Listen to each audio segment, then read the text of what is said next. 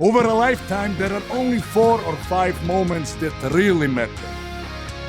Moments when you're offered a choice to make a sacrifice, conquer a flaw, save a friend, spare an enemy. In these moments, everything else falls away. The way the world sees us. The way we... I'm gonna be right back.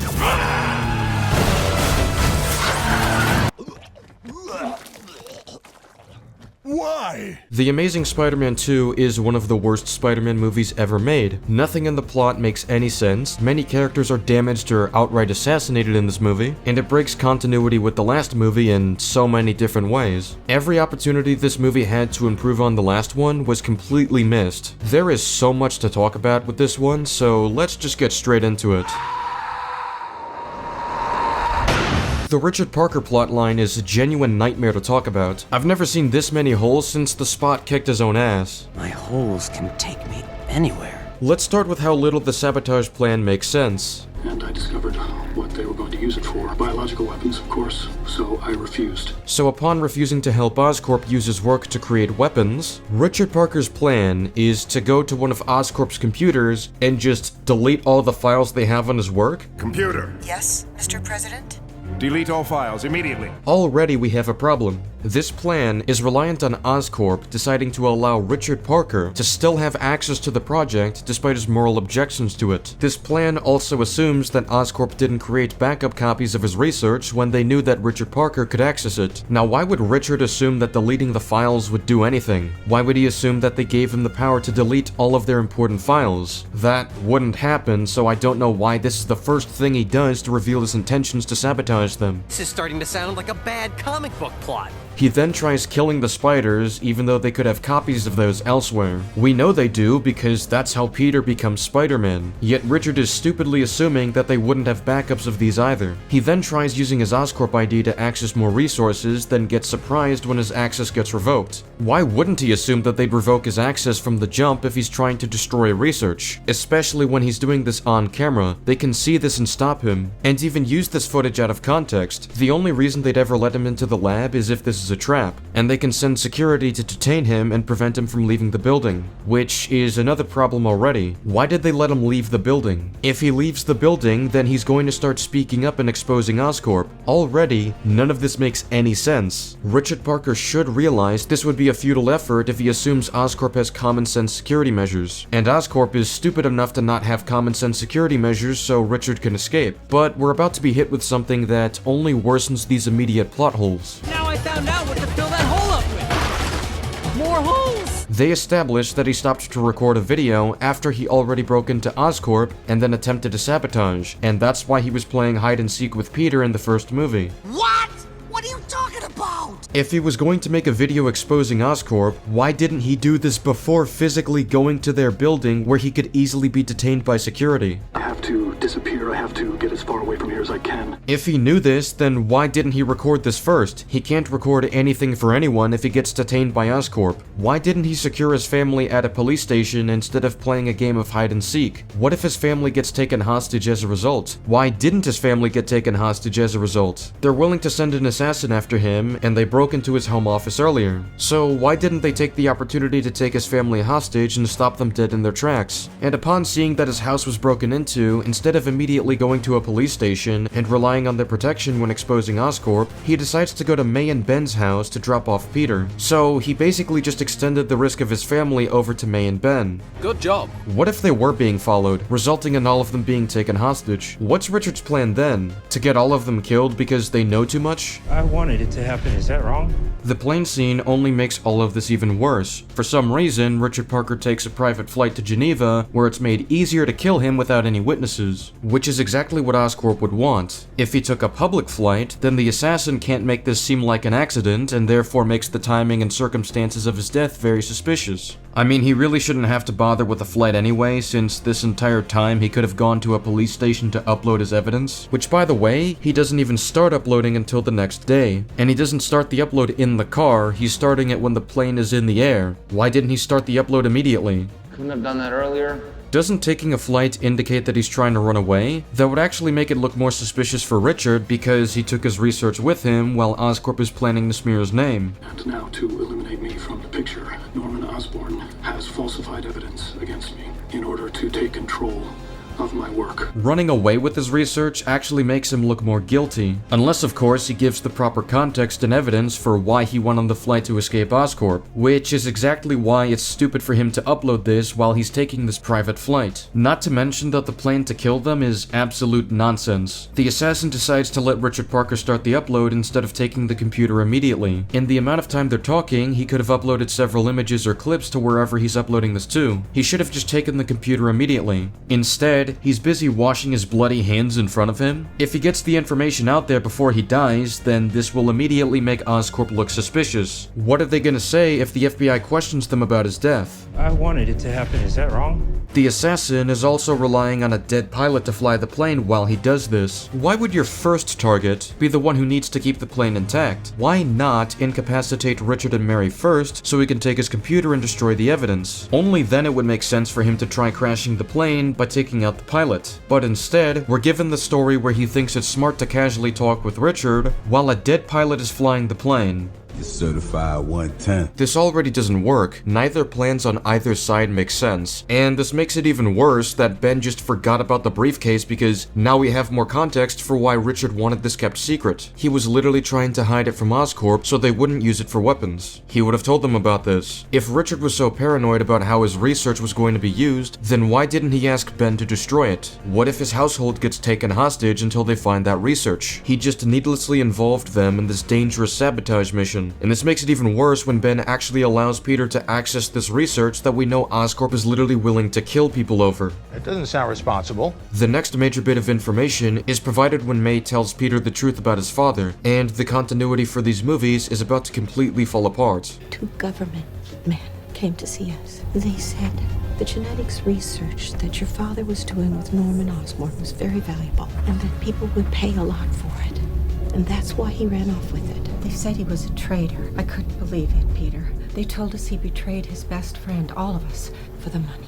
Now this story sounds like bullshit. Not a single person who was aware of Richard Parker's sabotage attempt should have ever believed this. I know, I didn't believe it either. So, she didn't believe it as in past tense? So she just believes it now? For so long, I would play it over and over and over in my head. What had I missed? Maybe the fact that Richard was trying to expose Oscorp and would have said this? Maybe the fact that he told you to keep his work safe so Oscorp wouldn't have access to it? Maybe the fact he's literally family, so you should trust his word over the shady corporation that he was trying to expose? Like, think of it this way. Someone in your family that you have a good relationship with has told you that he's going to expose a company but has to disappear to keep his loved one safe, even to the point of leaving his child with you. Then, all of a sudden, he mysteriously dies and fails to successfully expose the company. Then soon afterwards, the government claims that he wanted to make money off his research and betrayed everyone for it, with no evidence whatsoever to back this up, even though that same person left a chunk of his research with you and told you to keep it safe instead of running off with it. And again, you're aware that they're trying to escape from a shady and powerful corporation. Would you ever believe government agents telling you that this person just ran away for the money? No!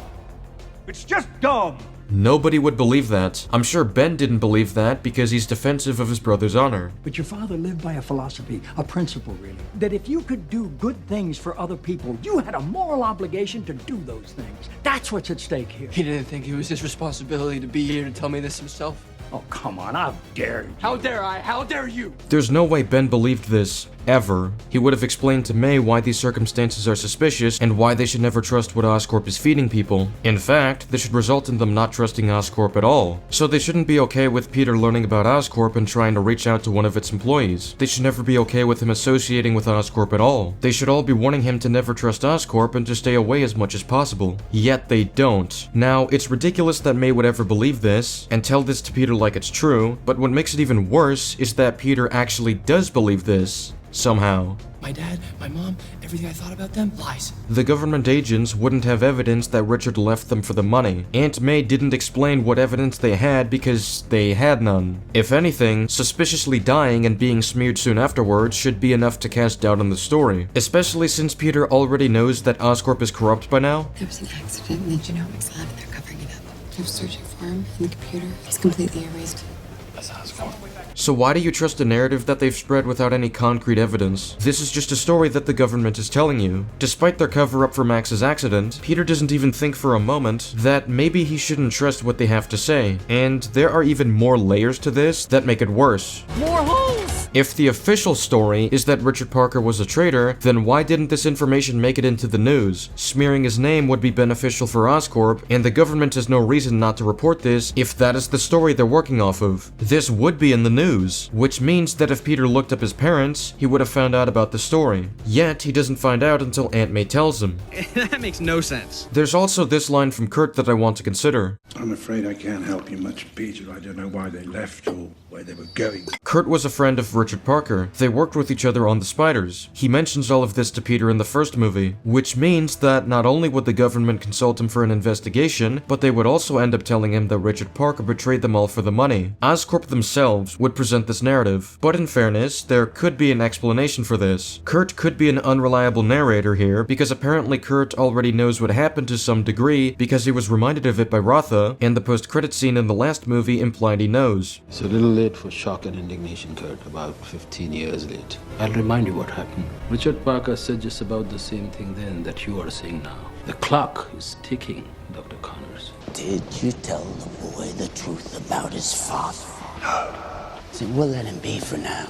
So this movie revealed what the truth about Richard Parker was, and why Oscorp would have wanted this kept secret. So Kurt didn't tell Peter the truth, and I imagine he didn't run with the government's narrative, because he would end up falsely smearing his friend, which would mean he's lying when he said this. He was gone. Took his research with him. I was angry, so I stayed away from you and your family. But I think the best faith reason for why he would have done that is because he wanted to protect them from Oscorp's threats. But the thing is, Kurt could have told them the truth if he was willing to, and attempted a similar sabotage that Richard did. And Kurt can do this because, for some reason, Oscorp allowed him to know about this when he was Richard Parker's partner. There's no way Richard himself told him, because if he did, Kurt would have taken an active part of the plan and helped release the same information. He also probably would have pointed out to Richard why his plan doesn't make any sense. So as I see it, the problem here is that Oscorp revealed this information to Kurt to begin with, for no explained reason. Richard could have consulted Kurt to help him expose Oscorp, but didn't for no explained reason. And the thing is, if Kurt believes that Oscorp was responsible for his friend's death, then why would he still be working for them? Why would he directly enable their success as a company? I can maybe understand Kurt not trying to expose them because he's afraid for himself and his family, but that doesn't mean he has to work for them. He's even willing to get himself fired by Rotha so he doesn't participate in anything unethical. And the thing is, the defense that he was afraid for himself and his family stops working once he realized that in spite of Rotha reminding him of what happened to Richard Parker, he tried to stop him from poisoning people at the Veterans Hospital, and was even willing to personally confront him before he knew he'd become a powerful lizard. So not even that angle can work. On top of this, there's no way their deaths could be seen as accidental. In the plane scene, we're shown that Mary was shot by the assassin, which means that when they inspect the plane crash, they're going to see that one of the bodies has a bullet wound and they'd find bullet holes. This is obviously an assassination attempt. How do you explain this alongside the pilot failing to radio emergency rescue teams if this was simply a plane malfunction? It doesn't make any sense. Foul play was clearly involved here, yet the forensics team just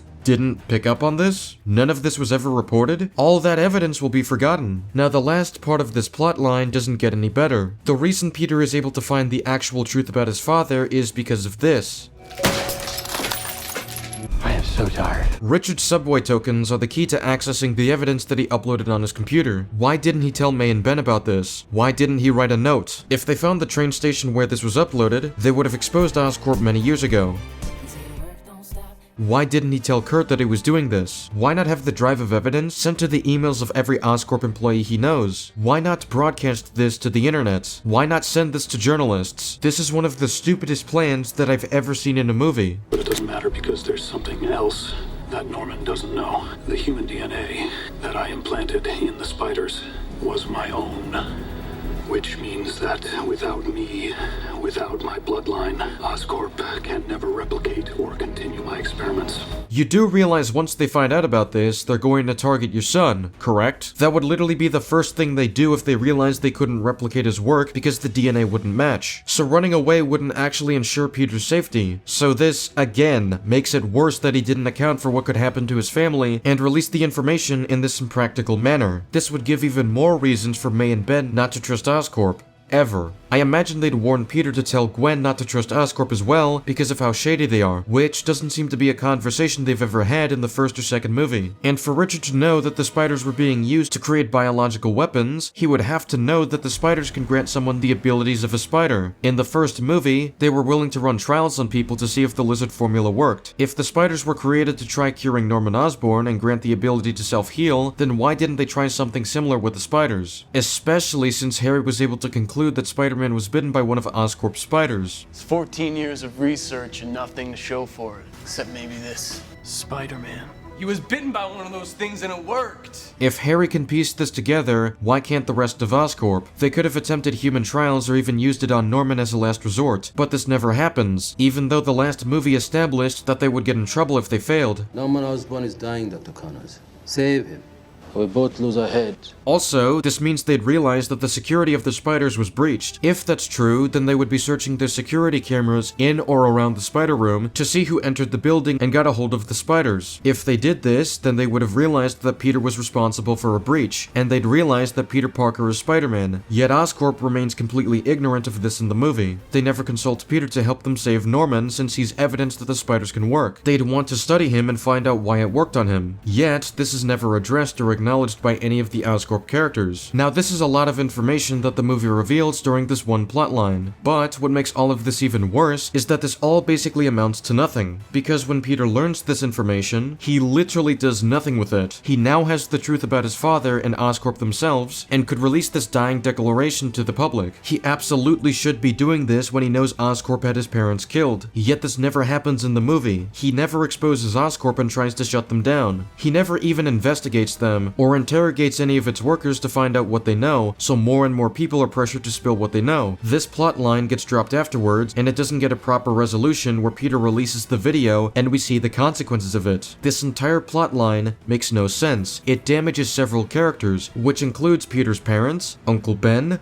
Aunt May, Kurt Connors, and Peter Parker, and this destroys continuity in these movies. Now, Peter and Gwen are getting their own section like in the last video, since many of their issues will overlap. Peter starts off swinging to his graduation, but gets interrupted by a truck chase that he has to put a stop to. He should be acting with strict urgency, considering the truck has already run into people. Plutonium-238 is a radioactive material and is highly explosive. And he's running late to Gwen's speech, so let's see what he does. Alright, let's get to work.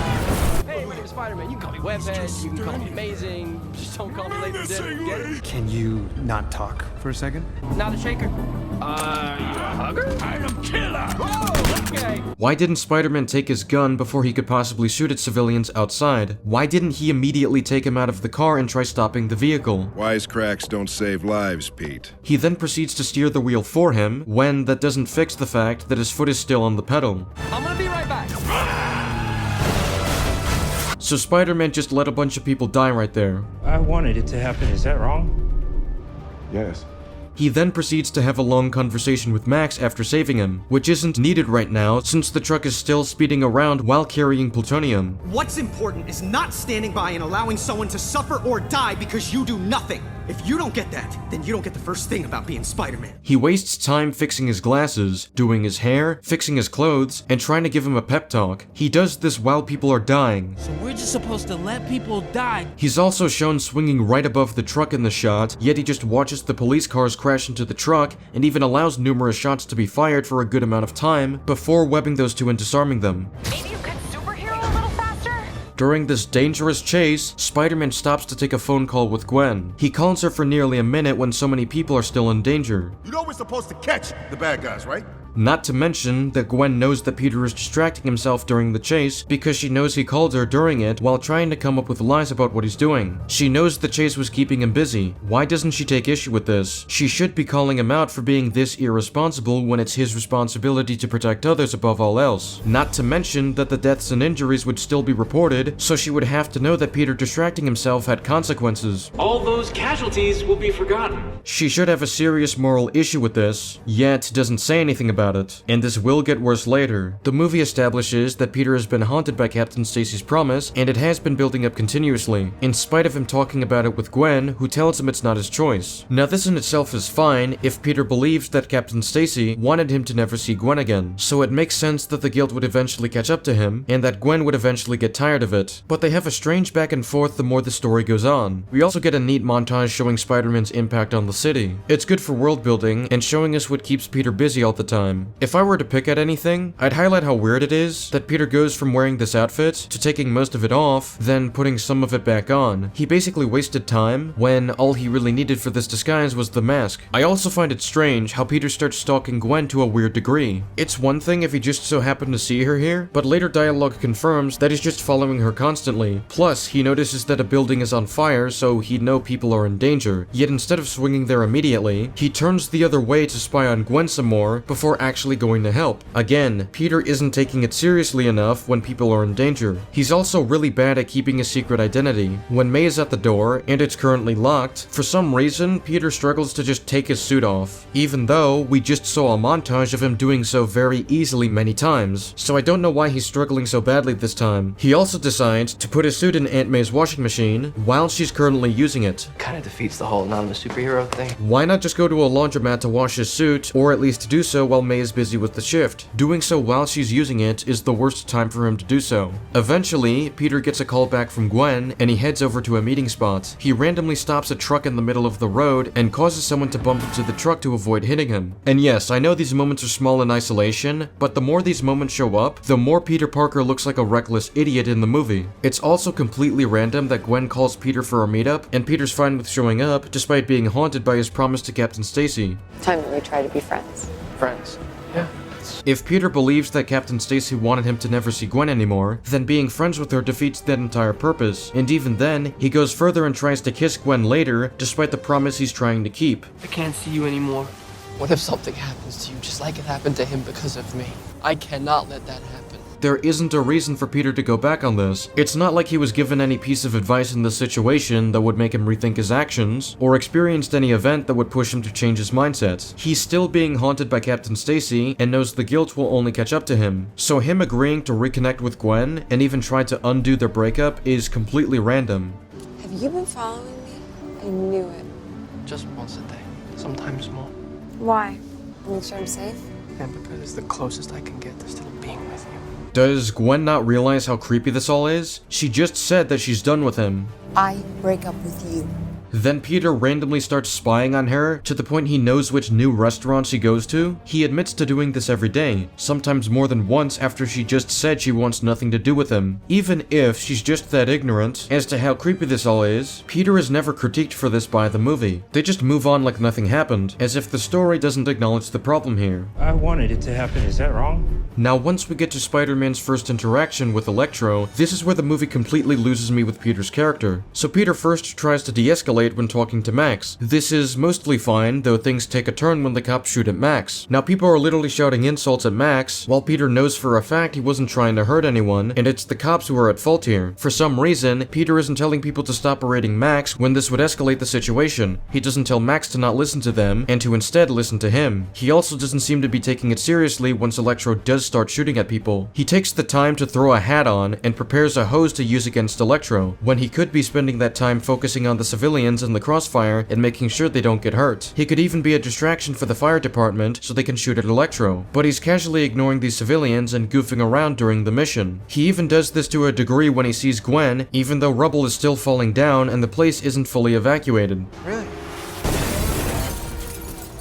Upon hearing rubble fall into a car, Peter doesn't even react with urgency to see if someone was hurt. He comes across as apathetic when he slowly walks back and turns to deal with it, and Gwen, once again, doesn't seem willing to criticize Peter for displaying this level of carelessness. What would Peter have said if Gwen brought this up? I wanted it to happen, is that wrong? But what bothers me the most about this part of the movie is that Spider-Man doesn't stand up for Max at all afterwards. The police ruined the attempt he was making to de-escalate and were literally going to kill Max. Peter should be angry at the police for this and call them out for ruining his plan. In the first movie, he was willing to call out the police when they weren't doing their jobs well. Yet here, he has basically nothing to say. What makes this worse is that Gwen is able to find out that Max's accident in the genomics lab was covered up, and she relays this to Peter. So, both of them know that Oscorp is responsible for covering up what happened to Max, and all either of them need to do at this point is to tell the police that Max Dillon is Electro, and that he only has his powers because of an accident in Oscorp's lab. All it takes to verify this is to identify Electro, and have him corroborate what Spider-Man is saying. And even if Oscorp tried to deny as much as possible, Peter would dig for any evidence that he could find. He would interrogate these guys for information because he knows they're part of the cover-up.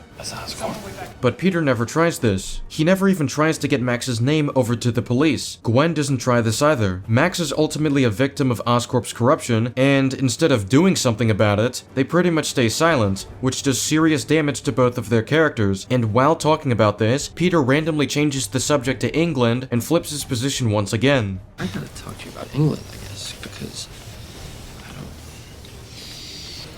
This is happening while Oscorp is after Gwen, and Peter needs to find a way to safely take her out of the building. And when they should be focusing on helping Max as much as they can, and the plan to get Gwen out safely is, ironically, not very safe. Peter webs a coffee mug in the middle of the hallway when that can easily expose his identity. He also assumes that Gwen is safe simply because she made it to the elevator, when we know for a fact that Oscorp has security in the lobby. What happens if other guards intercept her there? What happens if they follow her after she leaves the building? Peter has no plan for this whatsoever. Why not walk out of the closet as Peter Parker and mislead the security guards? Peter can claim that he just saw her go upstairs or downstairs, somewhere that would reasonably mislead them to look elsewhere, while Gwen is leaving. That's a way better plan than whatever he tried here. And while they're busy looking, he can take the elevator with Gwen and make sure she's safe on the way down. Peter learns that Harry is dying, and he believes Spider-Man can help save his life with his blood. it may not be that simple. You saw what happened to Kurt Connors, right? On a premise level, there's nothing wrong with this. It makes sense for Peter to remain cautious, rather than immediately giving his blood to Harry, but the problem with how this scene plays out is that Peter offers no alternatives. I can't give you my blood. Not right now. Peter should be offering to run tests, or at the very least study their blood, to see if the two of them could be compatible with one another. While it's not a guarantee for success, it's something he should at least test for, to see if it can work, and even if it doesn't, that wouldn't stop Peter from continuing to study for a cure. This should be a huge dedication for Peter, the same way his father was dedicated to finding a cure. But Peter doesn't even try anything. He doesn't even at least ask Harry what his father left for him, and offer a chance to review any of his notes and progress, and see what he may have missed. He may never be able to find a cure no matter how hard he tries, but he should still try nonetheless because it's better than letting his friend die. What's important is not standing by and allowing someone to suffer or die because you do nothing. If you don't get that, then you don't get the first thing about being Spider-Man. Sorry. After that exchange, Peter swings with his regular clothing to meet with Gwen. Kinda defeats the whole anonymous superhero thing. He's also completely inconsiderate of Gwen's situation. He forces this conversation when all of what he's saying can wait and Gwen's scheduled event can't. I'm running late right now. She's literally telling Peter that she's running late to something that's presumably important, whether it be a job, an interview, or whatever it is. So instead of just waiting for her to be done, he forces a conversation after she tells him he's already late. He's throwing so much information on her, like how everything he knew was a lie, or how he doesn't know how to save Harry's life. This is not something you should just drop on someone while they're busy with something important. It doesn't matter if he didn't know it's an interview, because he knew it was something important, judging by how Gwen said she's already late. I think Peter of all people should know why that matters. Gwen eventually leaves a voicemail telling him that she got into Oxford and that she's on her way to England to take an early summer class. I guess she planned all of this in one day and seemed ready to let go of Peter. I thought that it would somehow be easier, I guess, this way.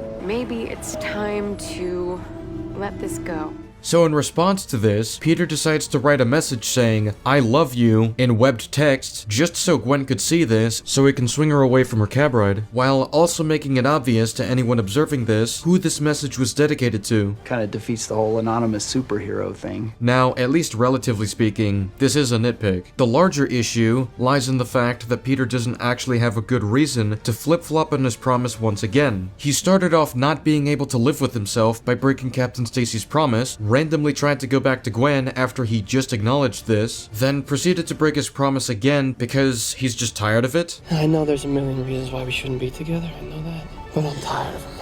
I'm gonna pretend you didn't say that. I'm not sure if something as serious as "I'm deeply afraid that you could die because of me" is something that could just be written off as "I'm tired of worrying about that." This is a huge deal that he's just glossing over. Now it'd be one thing if he was given a reason to question this mindset, or if a convincing counter to his belief was made by someone he cares about, but nothing in the movie even provides an equivalent to that. And what's even worse is that Oscorp is still not dealt with by the time Peter and Gwen make the decision to leave New York for England. Oscorp literally tried covering up Max's accident, and are indirectly responsible for creating Electro. They're also behind the death of Peter's parents, and Richard's side of the story has not yet been made public. Peter has made no attempt to actually investigate and find ways to stop Oscorp, and Peter has a dying friend that needs his help. But none of that takes priority because Gwen is moving to England for college. You're saying the lives of a billion strangers are more important than my loved ones? Don't you dare finish that sentence. Don't do it.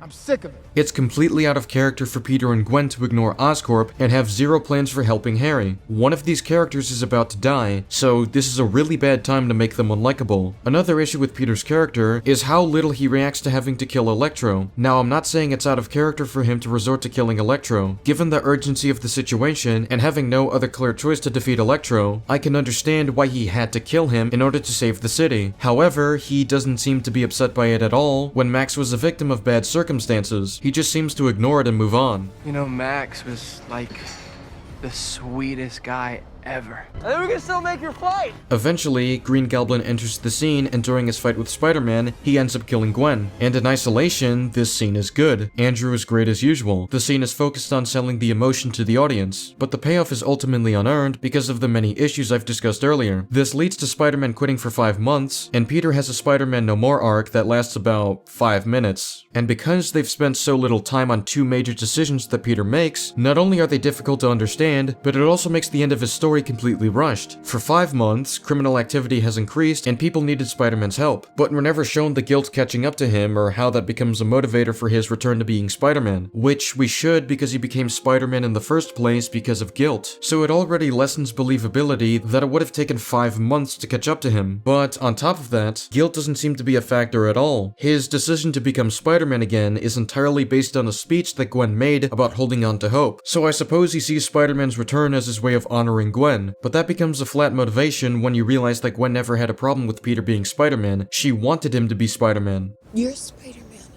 I love that. Would Gwen have wanted Peter to quit being Spider-Man? Is this something Peter ever would have thought about or considered? Would Gwen be okay with him letting the city suffer? Clearly she wouldn't, so not only would Peter feel guilty for letting people suffer or die, but he'd also feel guilty for betraying what Gwen would have wanted him to stand for. This never gets acknowledged, and all he needs to become Spider-Man again is to simply hear her speech about holding on to hope. It's just a thin motivator that was shoehorned into a 5-minute arc, and when he does become Spider-Man again, he's still bad at his job. When Peter has the element of surprise on Rhino while his guns are prepared to shoot at the kid and the cops, Peter decides to stand right in front of the kid, which could cause Rhino to shoot at him while the kid is in the crossfire. That's extremely irresponsible if you wanted to save the kid's life. If Rhino tried shooting at Spider-Man, the kid would just die. It doesn't sound responsible. Why not directly target Rhino's guns? Why not try to destroy them? He also doesn't try to evacuate the area. Everybody get off the bridge! He has a megaphone he can use to tell them to clear the area, but for some reason, he doesn't. Yeah, great.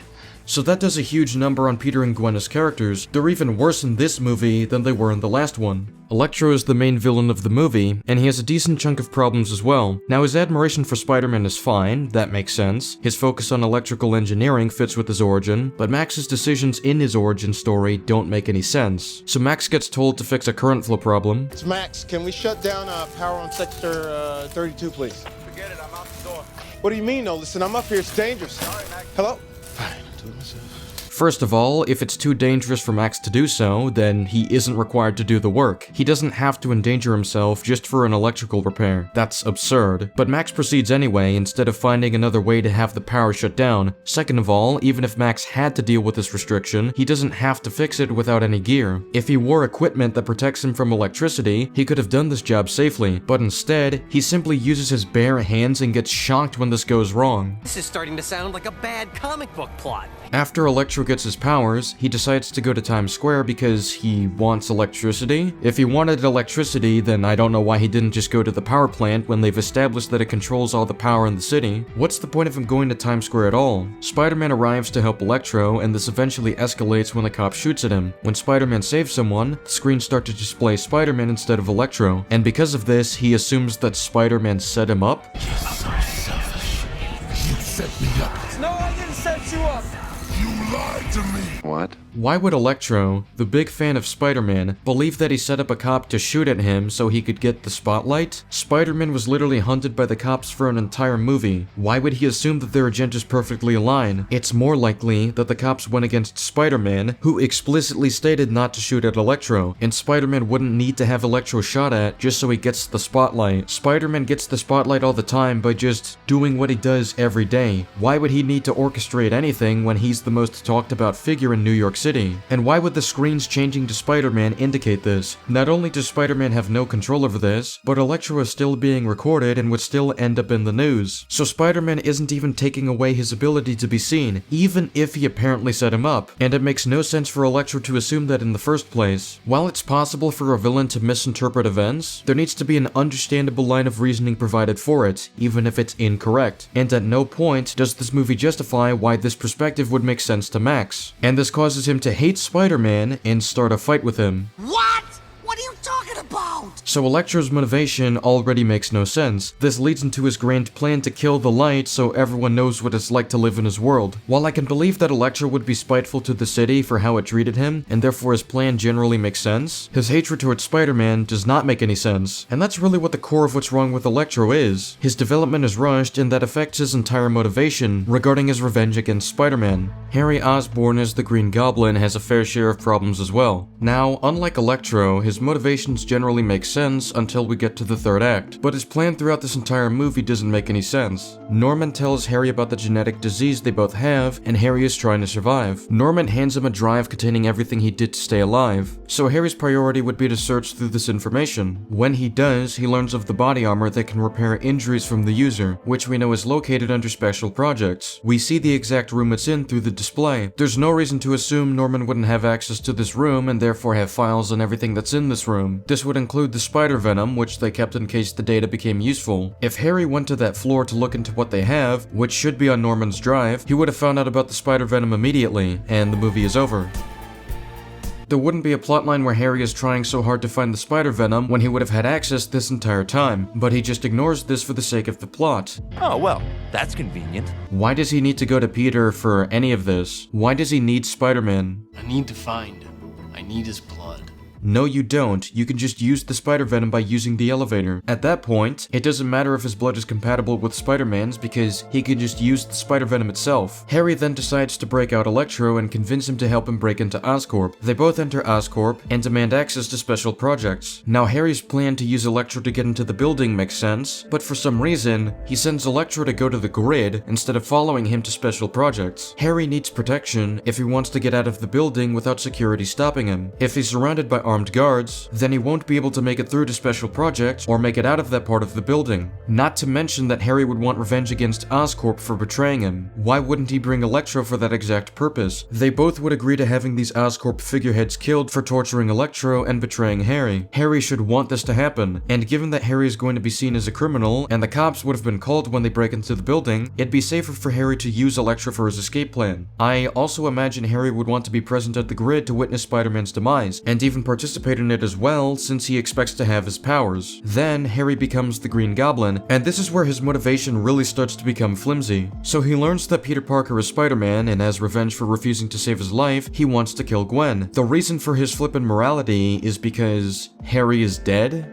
Harry is dead! Wait, so I thought the entire point of taking the spider venom was so Harry could live. So why does he all of a sudden adopt a new identity for himself when all he wanted was to survive and get revenge? Where did killing his old identity play into this? Unless this is some split personality? I don't think that's the case because we never see Harry struggle with that or show any regrets once we see him looking normal. So suddenly and out of the blue... Now that Spider-Man's gone, this city will never be the same. Oh, I'm counting on that. So I guess Harry just wants the city to suffer too? Why? This final third of Harry's motivations lacks the proper setup or development to fully make sense. It comes out of the blue, and I couldn't tell you why he suddenly wants to hurt the city and why he's fine with killing innocent people who haven't directly wronged him. I can understand Gwen to a degree, since he wanted to kill her to get to Peter, but his motivations and plans get really disjointed and difficult to follow here. So Harry wants to form the Sinister Six to control or attack the city, I guess, which includes sending Rhino on a rampage to shoot a crowd of people. Again, I don't know what Harry specifically wants and why. Why does he need a team if he believes Spider-Man is gone? Why focus on breaking out other people instead of just himself? Why does he randomly attack the city instead of focusing on preserving his own life and getting out of prison? If Harry really wanted to continue his revenge spree, why not go after Peter's family? Why not expose his identity as a parting gift to him? Why does he prefer to sit in prison for 5 months and let Peter live a normal life instead of doing anything to make it worse? I couldn't tell you any of this because Harry's character doesn't make any sense. Well,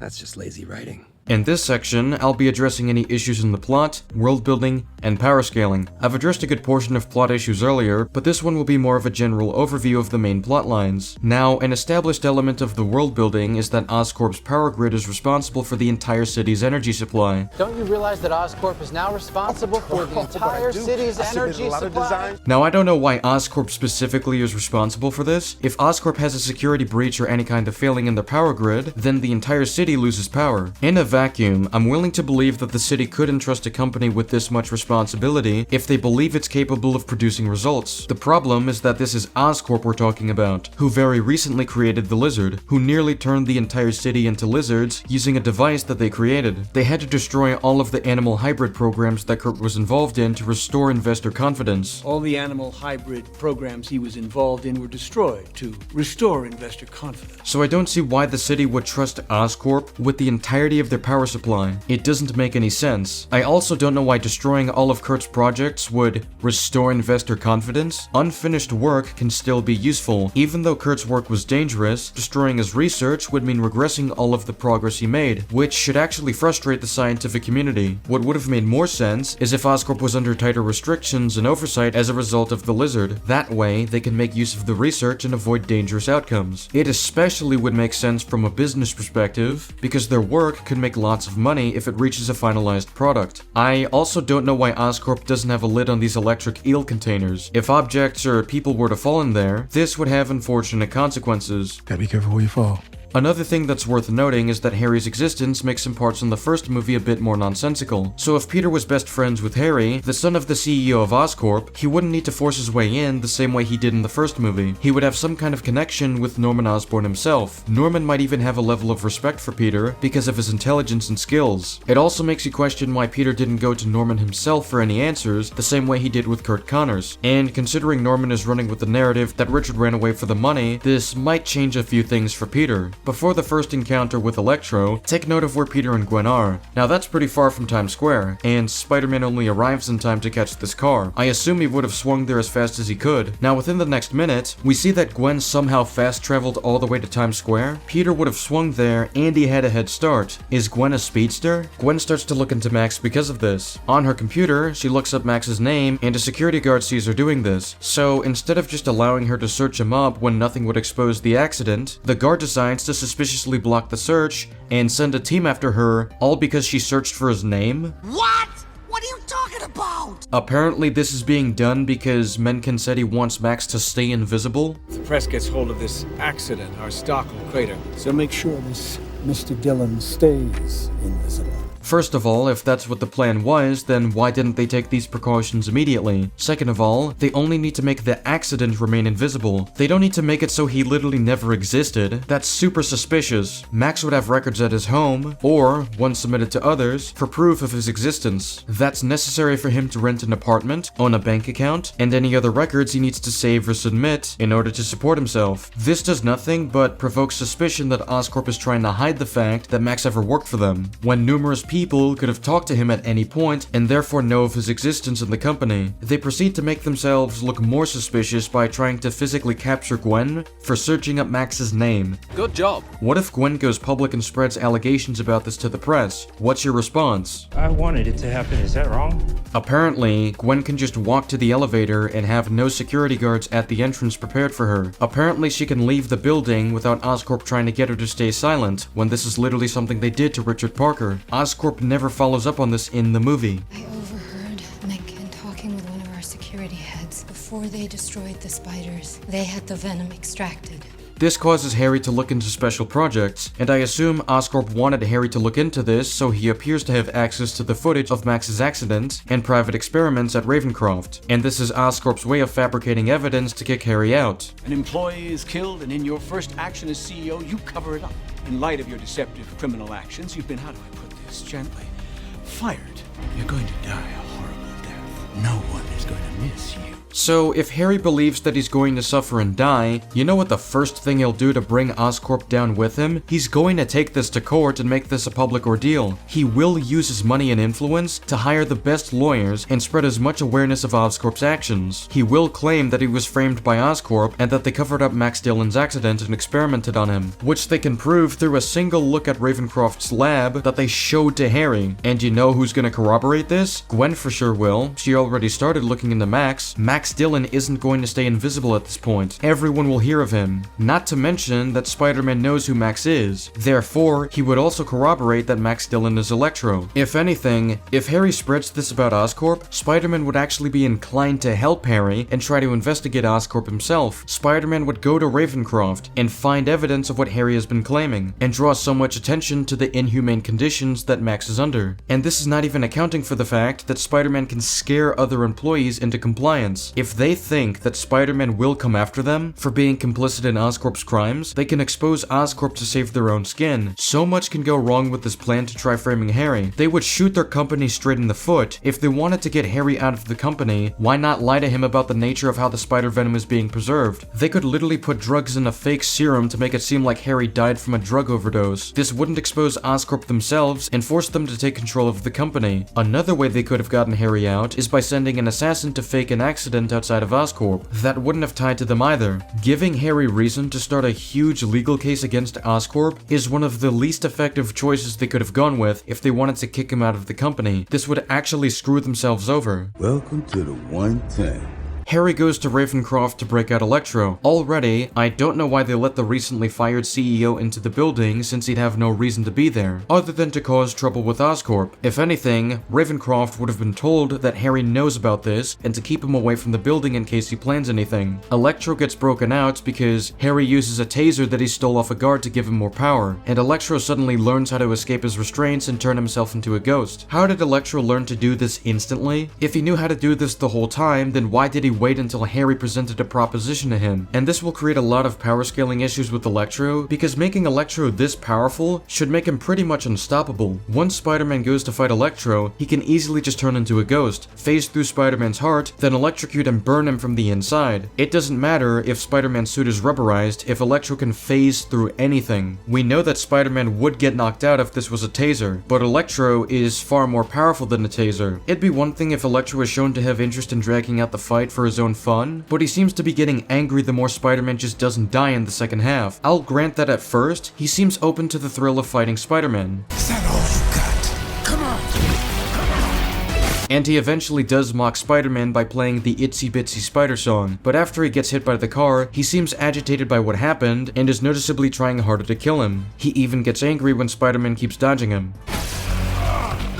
By this point in the fight, I think it's fair to assume that Electro is operating on intent to kill, and is frustrated by his previous failures. So why doesn't he just phase through Spider-Man and burn his heart? Spider-Man is dead if he does this.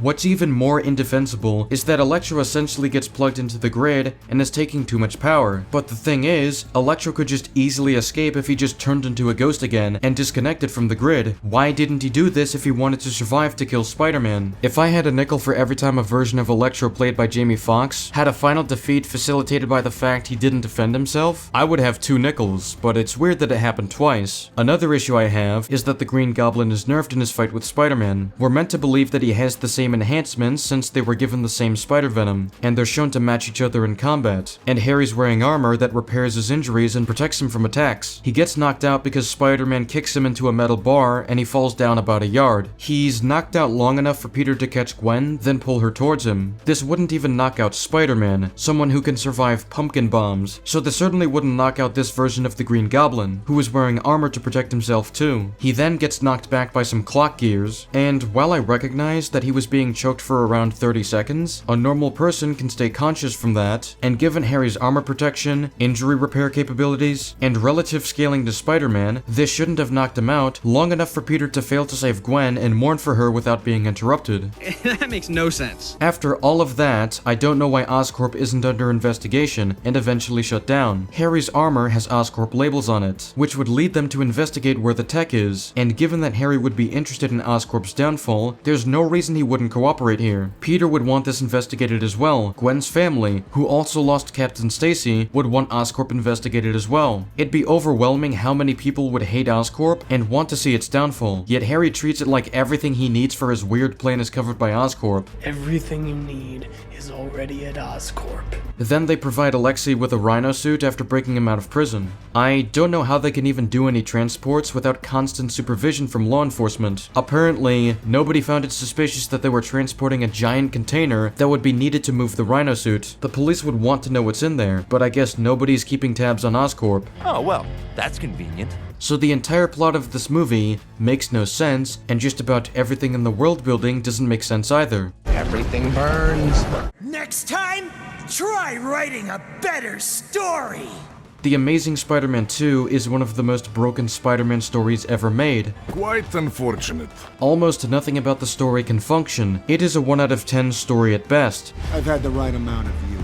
The movie is carried by its visuals, some of its performances, as well as having excellent CGI. The swinging has really impressive shots as well. This would be such a great experience if this were in a much better Spider-Man story. He can't do it on command. While it's not the worst Spider-Man movie ever made, it's close. Very close. With that said, that's all I have for now. Check out some of my other Spider-Man movie reviews if you're interested, and subscribe if you want more of these types of videos. I'll see you all later. Goodbye.